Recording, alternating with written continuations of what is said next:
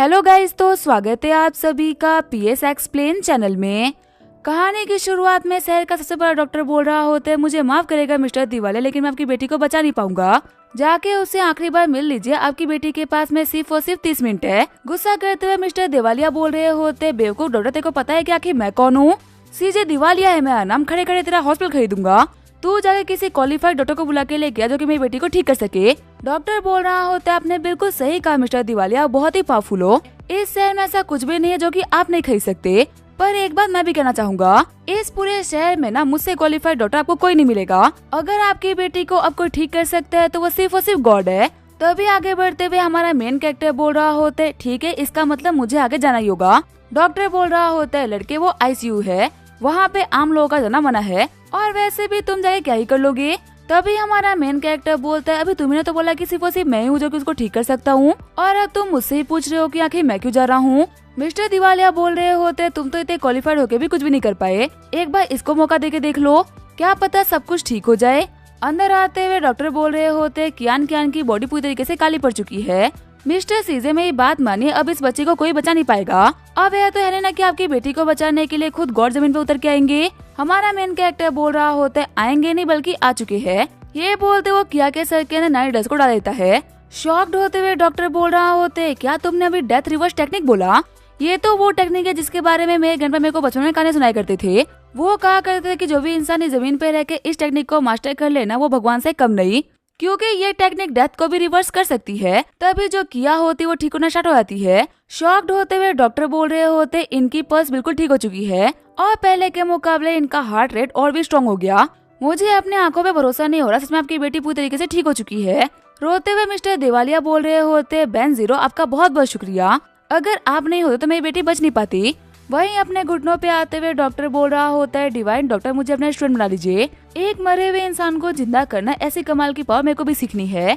मैं इसको सीखने के बदले में कुछ भी दे सकता हूँ। बैन बोल रहा होता है, अगर तुम सब कुछ दे भी दोगे ना तो भी तुम सीख नहीं पाओगे, क्योंकि हर कोई ये सीखने के लिए क्वालिफाइड नहीं होता।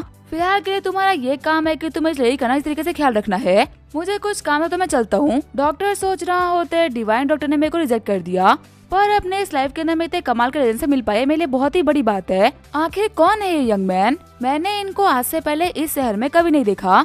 बेनजीरो बोल रहा होता है, आखिर देखा भी कैसे होगा, मैं आज ही तो आया हूँ और आज से इस शहर के अंदर बहुत कुछ चेंज होने वाला है। फिर हमें कुछ टाइम पहले का सीन दिखाया जाता है। हम देखते हैं जियांगबे यूनिवर्सिटी के अंदर सारे लोग आपस में बात कर रहे होते हैं कि जो गॉडेस है वो कितनी खूबसूरत है ना। जब तक वो क्लास में रहती है, भले टीचर कुछ भी क्यों ना पढ़ाए, लेकिन उनके ऊपर से नजर ही नहीं हटती। तभी वहाँ पे आते हुए हमारा बैन बोल रहा होते, क्या तुम्हें किया हो क्या? किया बोलती है, हाँ मैं ही किया हूँ। वैसे आखिर तुम कौन हो? मैंने तुम्हें आज से पहले कभी भी नहीं देखा। साइड में खड़ी लड़कियाँ बोल रही होती है, आखिर गवार सा दिखने वाला बंदा है कौन? लगता है कि गॉडेस के पीछे पड़े हुए बाकी लोगों की तरह ना ये भी इनसे कन्फेस करने के लिए आया है। तभी बेनजीरो बोलता है, मैं तुम्हारा फियांसे हूँ। ये बोलते हुए किया को किस कर लेता है। किया सोच रही होती है, आखिर मुझे इतना अच्छा क्यों फील हो रहा है? ऐसा लग रहा है कि मेरी बॉडी के अंदर जो एनर्जी थी ना वो काफी ज्यादा बढ़ गई। फिर वो धक्का देते हुए बोलती है कि आखिर तुम कौन हो, ये क्या कर रहे हो? बेनजीरो बोल रहा होता है, तुम मेरे को भूल गई क्या? मैं तुम्हारा बचपन का फियांसे हूँ। मेरे मास्टर तुम्हारे ग्रैंडपा ने ना हम लोग की शादी तय करी थी, और अब जबकि मैं बड़ा हो चुका हूँ तो तुम्हें ढूंढते हुए मैं यहाँ पे आ गया। साथ ही बैन सोच रहा होता है, अच्छा हुआ कि मैं वक्त पे यहाँ पे आ गया। आम आंखों से देखने पे लग रहा है कि किया बिल्कुल ठीक है, पर मेरी हवेली बता रही है कि इसके ऊपर एक बहुत ही पावरफुल डेथ कर्स लगाया गया है। अगर मैं यहाँ पे नहीं आता ना तो शायद कुछ दिनों के अंदर ये मारी जाती, लेकिन मेरे यहाँ पे रहते हुए ऐसा कुछ भी नहीं होगा। क्या बोल रही होती है, तुम झूठ बोल रहे हो। अगर हम दोनों की शादी तय हो चुकी है तो फिर आगे इस चीज के बारे में मुझे कुछ क्यों नहीं पता? बेनजीरो बोल रहा होता है, तुम्हें इस चीज के बारे में अपने डैड से पूछना चाहिए। तभी गेट खुलते और बैड बॉय गैंग के बंदे अंदर आते हैं। लीडर बोल रहा होते, मेरी गॉडेस को आज तक मैं नहीं छुपाया, और तेरी इतनी हिम्मत की तूने आते मेरे गॉडेस को किस कर दिया? तेरी घास खाने की औकात है नहीं और तू पनीर खाने चल दिया। आज हम तुझे बताएं कि हमसे पंगा लेने का मतलब क्या होता है। क्या बोलती है, हुआंग रेन तुम इस मैटर से दूर रहो, ये मेरा पर्सनल मैटर, इसे क्या सॉल्व करना है मैं देख लूंगी। तुम मेरे कोई भी नहीं लगते जो कि तुम मेरे बिहाफ पे किसी से भी बात करो। हुआंग रेन बोल रहा होता है कि तुमने ये कैसे बोल दिया कि मैं तुम्हारा कुछ भी नहीं लगता? तुम मेरी गॉडेस हो, मैं तुम्हारा फॉलोवर हूँ। अपनी गॉडेस के लिए मैं कुछ तो बोल ही सकता हूँ ना। तुम बिल्कुल भी टेंशन मत लो, मैं इस गांव के गवार को ऐसे वक्त सिखाऊंगा कि आज के बाद तुम्हारे आसपास भी भटकेगा नहीं। तभी जो हमारा बेनजीरो होता है वो अपने हाथ में चाकू उठा लेता है। लीडर बोल रहा होता है, क्या हुआ? तुझे हमसे इतना डर लग रहा है कि तूने चाकू उठा लिया? तुझे पता है लड़के, मेरे को 36 अलग अलग टाइप की मसला आती है। चाकू से भी अटैक करेगा ना तो भी तुम्हारा कुछ भी नहीं बिगाड़ पाएगा। बेन जीरो बोल रहा होता है मैं तेरे ऊपर अटैक करूँ तो इतना वर्दी नहीं, वैसे भी सुबह सुबह अच्छे से हाथ धो के आओ, मेरे को अपने हाथ गंदे नहीं करने। लीडर बोल रहा होता है अच्छा तो फिर अपनी वीकनेस को तू ऐ छुपा रहा है, तो भले ही अपने हाथ गंदे नहीं करेगा लेकिन हम तो गंदे करने के लिए तैयार है। अभी वो ले सब कुछ बोल ही रहे होते तभी हमारा बेन पेंसिल छिलना स्टार्ट कर देता है। शॉक्ड होते हुए लीडर बोल रहा होते आखिर मेरे हाथ अपने आप ही क्यों मूव कर रहे हैं। उसके चले ही बोल रहे होते बॉस अपने कपड़ों को उतार रहे हैं पर हमें करना नहीं चाहते। हंसते हुए बाकी सारे बंदे बोल रहे होते आखिर ये लोग क्या करे, अपने कपड़े क्यों उतार रहे हैं। कसम से अगर हमारी इतनी गंदी बॉडी होती ना तो हम कभी भी उसको दिखाने की हिम्मत नहीं करते। बैन बोल रहा होता है 36 मार्शल आर्ट सीखने के बावजूद भी तुम लोग कैसे पतली सी बॉडी है। वहीं रिकॉर्ड करते हुए सारे बंदे बोल रहे होते आज तो हम इसको पोस्ट करेंगे, पक्का से हमारे काफी सारे व्यूज आएंगे। तभी वहाँ पे आते हुए प्रिंसिपल बोल रहे होते आखिर यहाँ पे सारे बच्चे क्यों खड़े हैं। तभी जो हमारा बैन होता है पेंसिल को छीलना बंद कर देता है। लीडर बोल रहा होता है फाइनली ये रुक गया, आज यहाँ पे इस कमीने की वजह से ना हमारी काफी सारी बेइज्जती हुई है। बैन बोल रहा होते बेइज्जती मेरी वजह से नहीं बल्कि तुम्हारे कपड़े उतारने की वजह से हुई है, इसे मेरी तरफ से फाइनल वार्निंग समझना, मेरी वाइफ से दूर रहो। अगली बार अगर तुम मुझे इसके आसपास भटकते हुए भी दिख गए ना तो इस बार तो मैंने तुम्हारी चड्डी छोड़ दी, लेकिन अगली बार तुम्हारी चड्डी उतरवा कर तुम लोग को चौराहे पे घुमाऊंगा। क्या बोल रही होती आखिर तुम यहाँ पे अपनी वाइफ किसको बोल रहे हो। आगे बढ़ते हुए लीडर बोल रहा होता है तेरे को सबक सिखाना होगा, जब मेरा 2.5 किलो का मुक्का तेरे ऊपर पड़ेगा ना तब तो उठेगा नहीं बल्कि उठ जाएगा। लेकिन तभी कोई पीछे से उसका हाथ पकड़ लेता है। हुआनडेन बोल रहा होता है आखिर किसको मरने का शौक हो रहा है जिसने कि मेरे पंच को रोक लिया। लेकिन तभी वो ये देख के काफी ज्यादा शॉक हो जाता है कि उसके पंच रोकने वाले और कोई नहीं बल्कि प्रिंसिपल होते हैं। हुआनडेन सोच रहा होता है भले ही हमारी यूनिवर्सिटी का प्रिंसिपल दिखने में आम लगे लेकिन ये बहुत ही डेंजरस है। प्रिंसिपल बनने से पहले ये अंडरवर्ल्ड का बॉस हुआ करता था। आज भी शहर के बड़े बड़े भाई लोग ना इनको सलाम ठोकने के लिए आते हैं, तो इसी वजह से इससे तो बच के रहना होगा। जाते हुए हुआंगरेन बोल रहा होता है तू बहुत ही लकी लड़के की तेरे को प्रिंसिपल ने बचा लिया, पर हर बार तेरे को बचाने के लिए प्रिंसिपल तो नहीं आएंगे ना। बैन बोल रहा होता है माउंटेन से निकलने से पहले मेरे मास्टर ने मुझे कहा था कि मेरे को यूनिवर्सिटी के अंदर एक ऐसा बंदा मिलेगा जो कि दिखने में काफी अकड़ू होगा, उसकी शक्ल ना सुअर से मिलती होगी, लेकिन वो आदमी दिल का बहुत ही अच्छा होगा। क्या मेरे मास्टर आप ही के बारे में बात कर रहे थे क्या। शॉक्ड होते हुए प्रिंसिपल बोल रहे होते ऐ तो मेरे से सिर्फ एक ही बंदा बात किया करता था।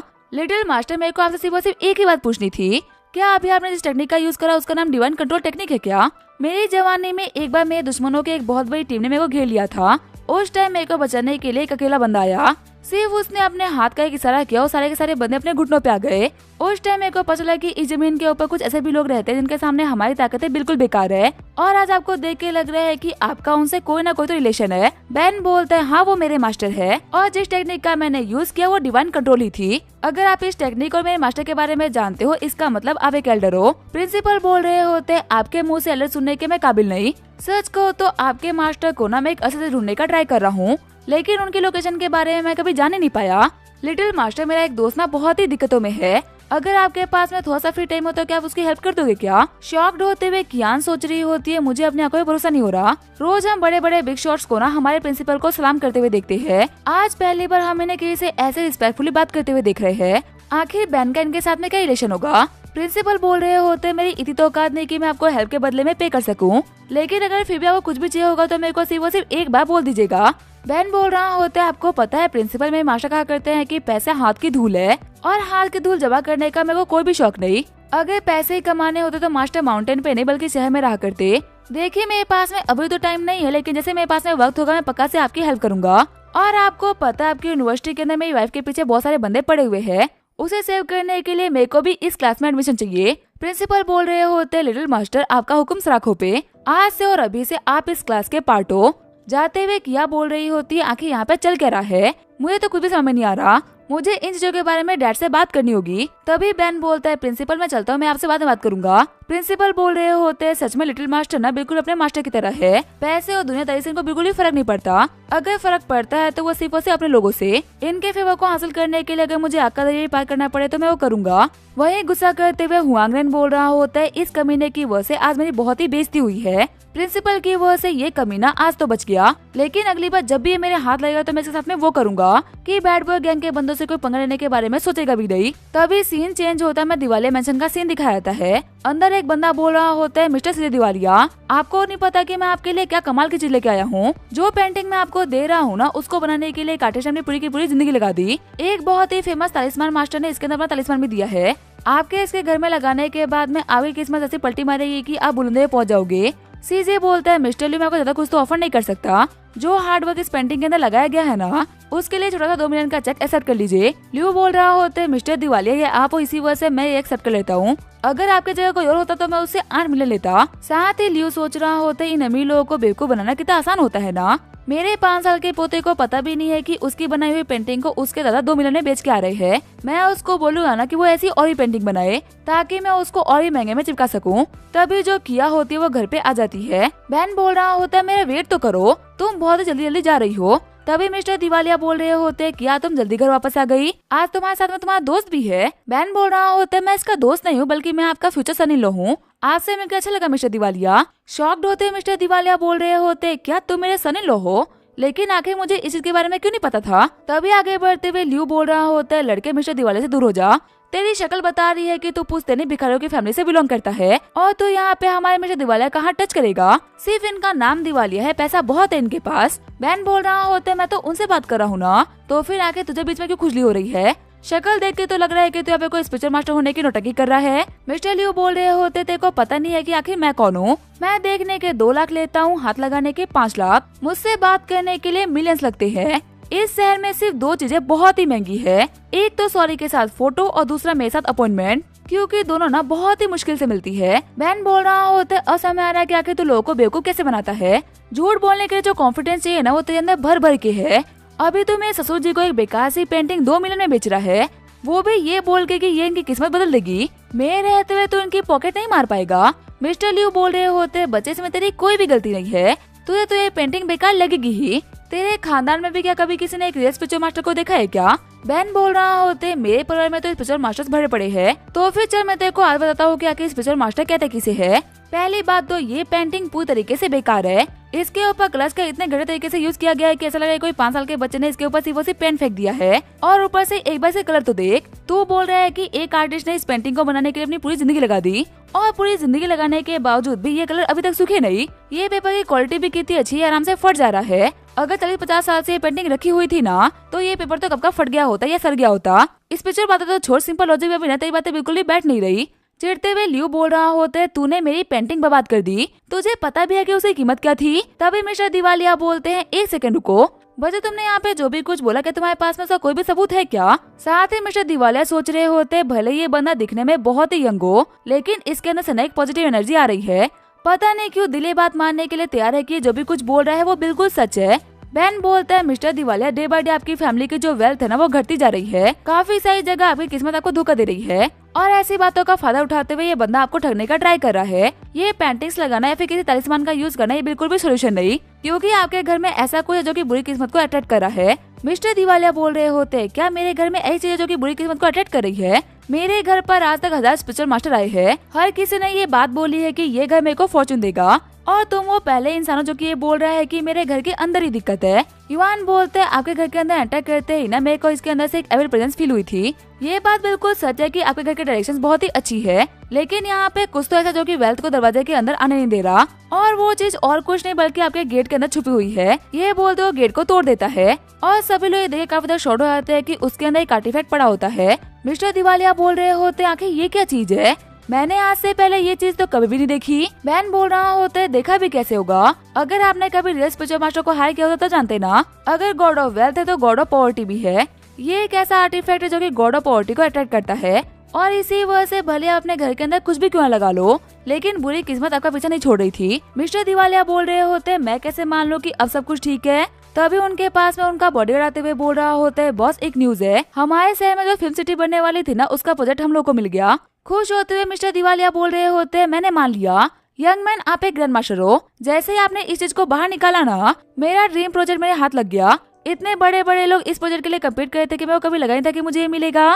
फाइनली बहुत टाइम बाद कुछ तो अच्छी न्यूज सुनी है। बैन बोल रहा होता है मैं तो यहाँ पे कुछ भी नहीं करा, बस आपकी किस्मत को आप तक पहुँचने दिया। मिस्टर दिवालिया बोल रहे होते आपको पता है मैंने अपनी पूरी कंपनी ना अपने दम पे खड़ी करी है, मेरे बहुत ही कम दुश्मन है, तो फिर आखिर ऐसा कौन हो सकता है जो कि एक आर्टिफैक्ट को मेरे घर के अंदर रखकर चला गया, मेरे को पता ही चला।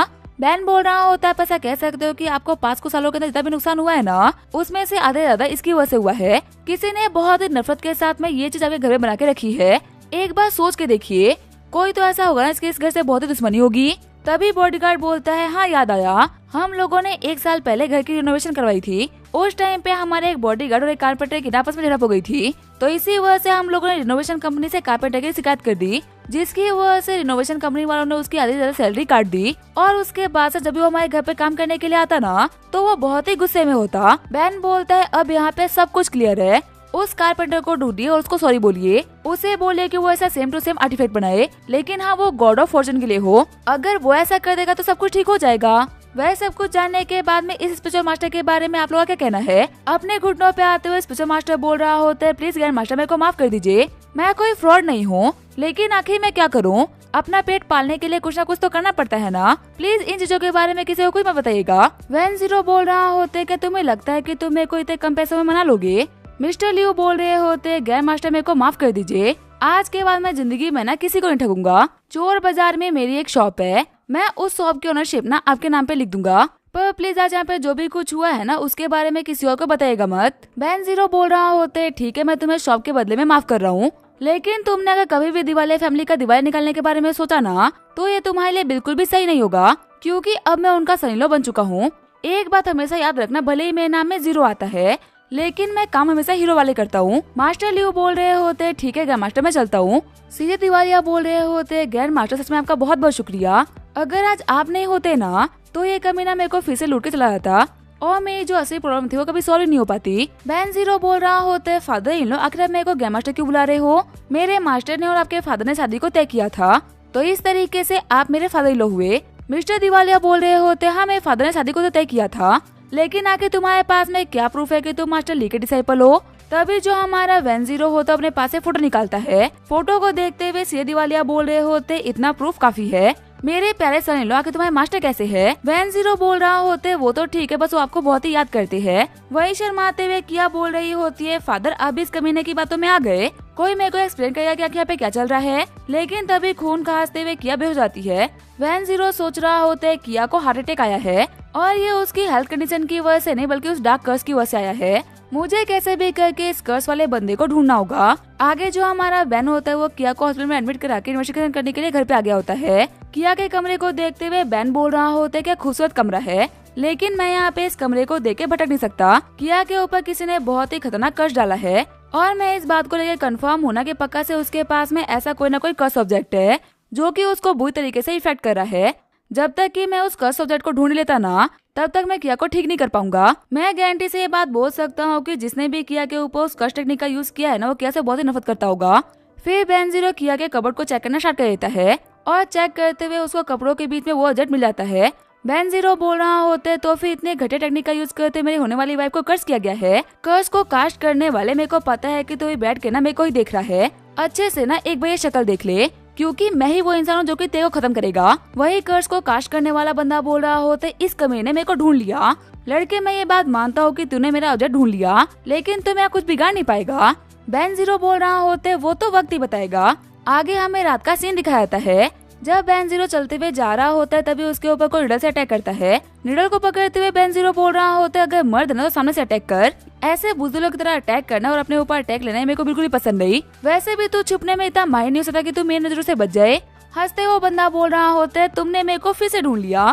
कहना पड़ेगा तुम्हारे एज के हिसाब से तुम्हारी स्किल्स ना बहुत ही अच्छी है, पर तुमने यहाँ पे गलती इतनी सी कर दी कि तुमने अपोनेंट ना अपने हिसाब का नहीं चुना। तुमने ये बात सुना होगा ना कि ये कुत्ता कभी शेर नहीं मार सकता। बैन जीरो बोल रहा होता है, देख तेरी इन फालतू सी बकवास में ना मेरे को अपना टाइम वेस्ट नहीं करना।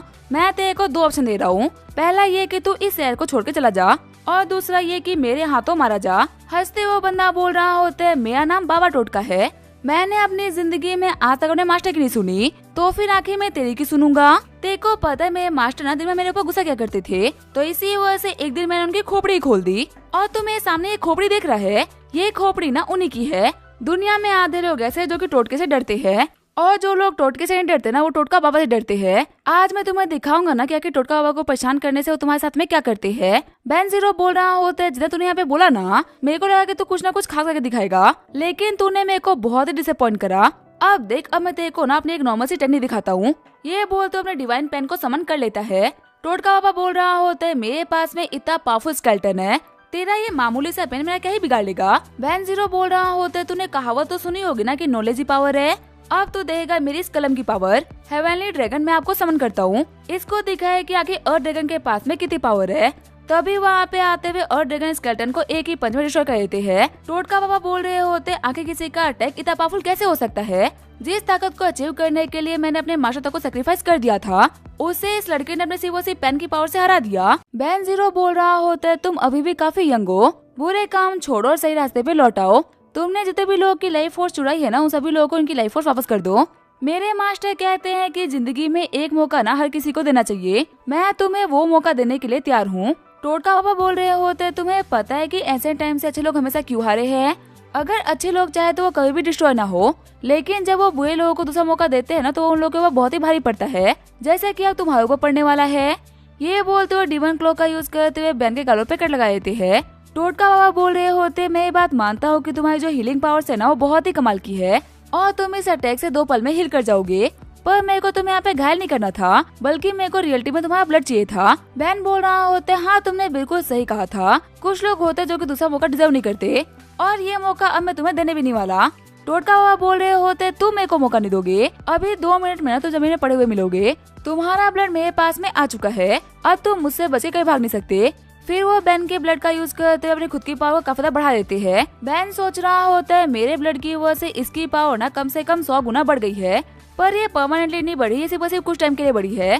तभी टोटका हुआ फिर से हमारे बैन के ऊपर अटैक करते हैं। अटैक को डिस्ट्रॉय करते हुए बैन बोल रहा होता है भले ही तुम कितना ही ट्राई क्यों ना करो, लेकिन इसका कोई फायदा नहीं, तुम्हारा मेरे सामने जीतने के ना कोई भी चांसेस नहीं।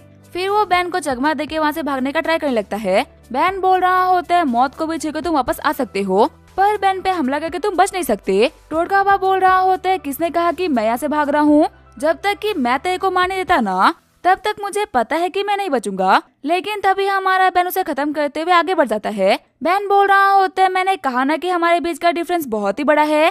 तू मेरे सामने फाइट में टिका हुआ था क्योंकि मैंने तेरे को मौका दिया था। अपने पहले वाले मोड़ को ठुकरा कर ना तूने अपनी मौत को खुद न्योता दिया है। टोटका पापा बोल रहे होते बच्चे आखिर तुम हो कौन।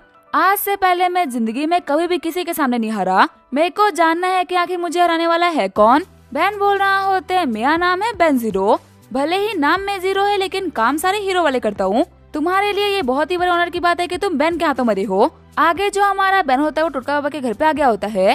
बैन बोल रहा होता है टोटका पापा को चेक करने के बाद में ना मुझे उनके पास से कुछ भी नहीं मिला, सिर्फ और सिर्फ इस घर का एड्रेस मिला था। शायद से मुझे यहाँ से कुछ मिल जाए। देख के क्लियरली पता चल रहा है कि इस बाबा ने ना काफी सारे रिचुअल्स को परफॉर्म किया था। मैं ये तो सेंस कर पा रहा हूँ कि किया की लाइफ फोर्स ना आसपास ही है, लेकिन एग्जैक्टली कहाँ पे जाना बहुत ही मुश्किल हो रहा है। तभी वो वहाँ पे साइड में किसी को सोया हुआ देखता है। बैन सोच रहा होता है तो फिर किसी और को जिंदा रखने के लिए टोटका बाबा दूसरों की लाइफ फोर्स को चुरा रहा था। एक्चुअली में ये लड़की ना आज से 3 साल पहले ही मर चुकी है, लेकिन लोगों की लाइफ फोर्स को चुरा के टोटका बाबा ने ना इसको 3 साल से जिंदा रखा हुआ है। और चीजों को देखने के बाद में लग रहा है कि शायद से ये लड़की उसकी बेटी थी। ये बात बिल्कुल सच है कि अपनों को बचाने के लिए एक इंसान किसी भी हद तक जा सकता है, पर हेवंस की मर्जी के अगेंस्ट जाना ये ह्यूमन के हाथों में नहीं। भले ही टोटका बाबा को ये लग रहा होगा कि उन्होंने अपनी बेटी को यहाँ पे जिंदा रखा हुआ है। अब इसका क्या होगा हम देखेंगे नेक्स्ट एपिसोड में। तब तक के लिए वीडियो देखने के लिए थैंक यू।